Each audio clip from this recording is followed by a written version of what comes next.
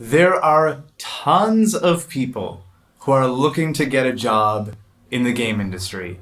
And I hear constantly from people who want to break in, I want to work at a big studio because it'll be secure and I can have that job for many, many years, which simply isn't true. A safe and secure job, especially at a big studio in the game industry, doesn't exist anymore, if it ever existed at all.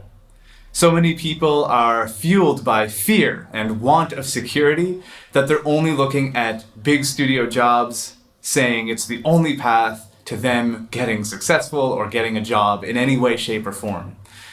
That's simply not the case anymore. If you want a job in this industry or many other creative industries, you have to create your own opportunities and not rely on another gatekeeper to recognize your skills and your talents.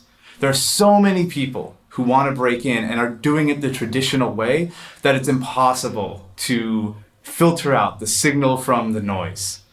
So to create your own opportunities is really the way that you'll get into any job you want, whether it's at a big studio or an indie company or creating your own thing. You need to start making your own opportunities and choosing yourself over relying on someone else to recognize you. That's simply the economy we were in.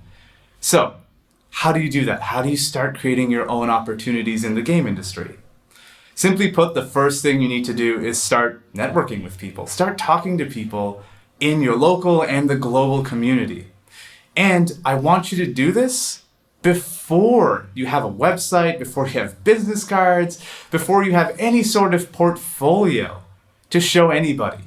So many people get wrapped up on wanting that perfect portfolio, that perfect website, that amazing business card before they start putting themselves out there and before they start talking to people.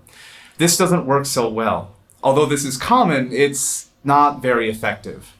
When you hole yourself up and want to make something perfect before starting to talk to people, you'll have no one to show that perfect thing to.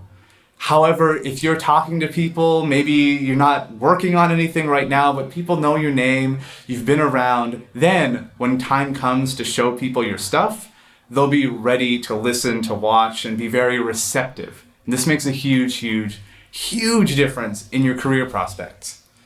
Next, you need to start gathering your own experience and not relying on the permission of others to start getting it on your own. So start going to game jams, local or global or online. Start making your own stuff and don't wait for someone else to give you permission to do so.